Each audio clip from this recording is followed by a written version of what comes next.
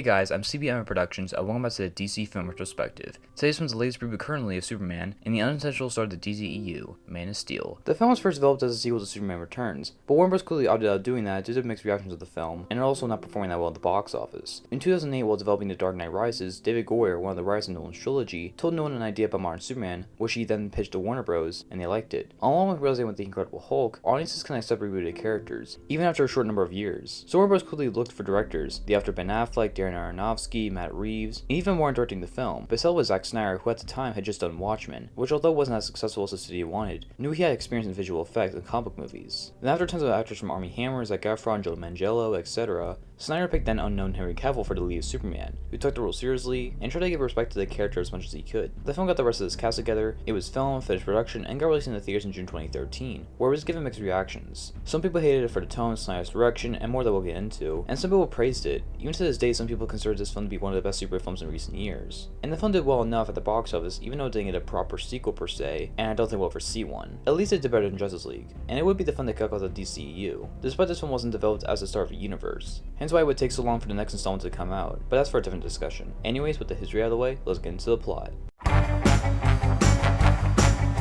The film starts out on the planet of Krypton as one of the higher-ups, Jor-El, played by Russell Crowe, is determined to get their people off this planet because the core of the planet is collapsing inside of itself. The council of the planet denied that this is going on, but before they can finish the argument, Jor-El, played by Michael Shannon, once was partnered with Jor-El, but has since parted ways because of his sinister nature, decides to rebel against the High Council and sends troops to fight as he wants to save the Kryptonian race, but in a more brutal fashion. Jor-El decides the best option is to get the Hexachrome, a magical school that can transport people, I guess. It's not really explained, and send his newborn son Kal-El to another planet far from Krypton and Zod's reach.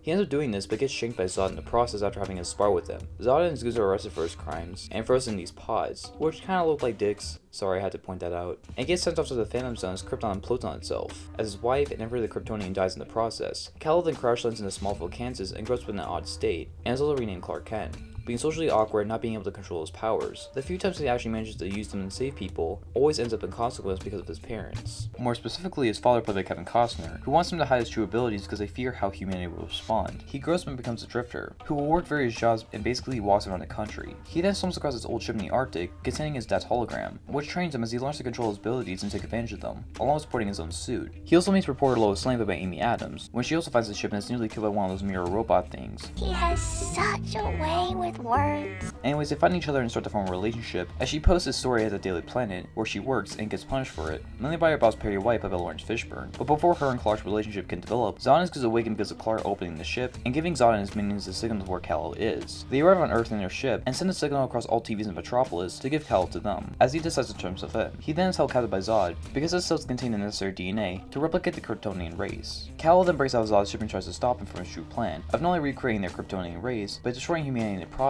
to have a clean slate of a plan for the race to thrive. Kal-El, now known as Superman by the press, fights Zod and his minions when they try to find the Hexachrome, and almost kill Clark's mom, played by Diane Keaton, as they battle in the most explosive way possible, as it moves from Smallville to Metropolis as the city gets demolished by these gods brawling. Meanwhile, Lois and some military and science officials try to stop Zod's plan by using Superman's baby ship. Superman destroys Zod's ship containing the Hexachrome, and all the Kryptonian pieces made from Superman's blood, as Zod's plan for recreating his race, which was his purpose, is now destroyed. And now all he plans on doing is killing Superman and the human race out of vengeance. So they find once again ending with Superman having to snap Zod's neck to save a few humans, with Zod trapped in the corner in a subway station with his laser eyes, as Superman screams in pain for having to kill the only other Kryptonian left besides him. The film ends with Clark truly transforming into Superman as he destroys a $12 million tracker satellite because it doesn't want to be hunted, and will continue to help out Earth but on its own terms, as he gets a job under his Clark Kent alias, sporting his classic glasses as he and Lois re-meet as credits roll.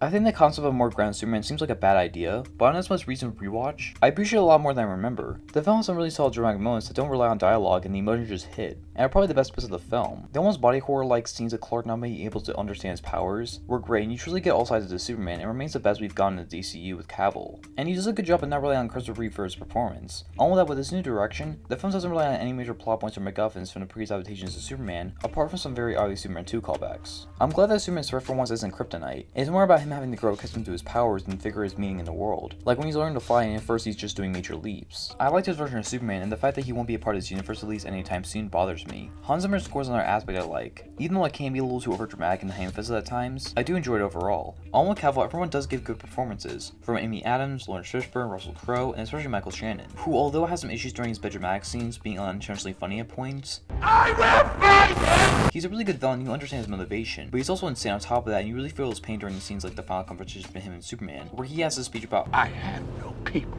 It's a great balance of intimidation and defeat. This more grounded approach to superheroes in the vein of Logan and Chronicle, I think was handled well for Snyder, which for his issues that we'll get to, at least he does a better job here than Watchmen. And for a 2.5 hour film, especially the second half, it goes by a lot quicker than you expect. Overall, I think it's a solid film.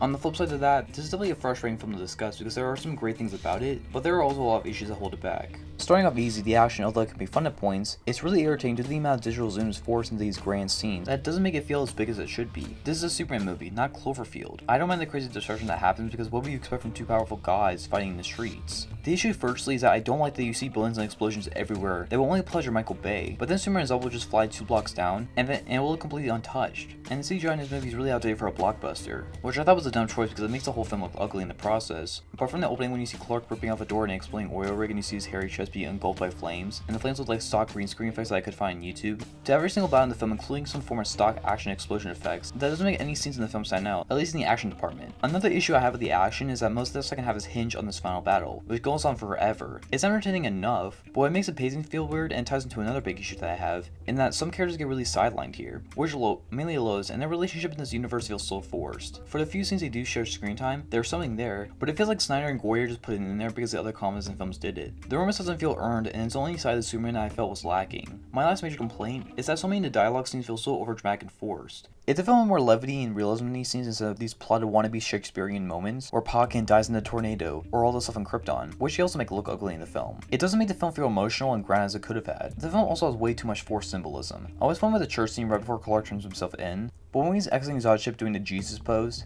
it beats you over the head with it. The film is so heavy-handed at points that it drags the scenes that generally have weight to them down because of the tone. It's a very flawed film to say the least.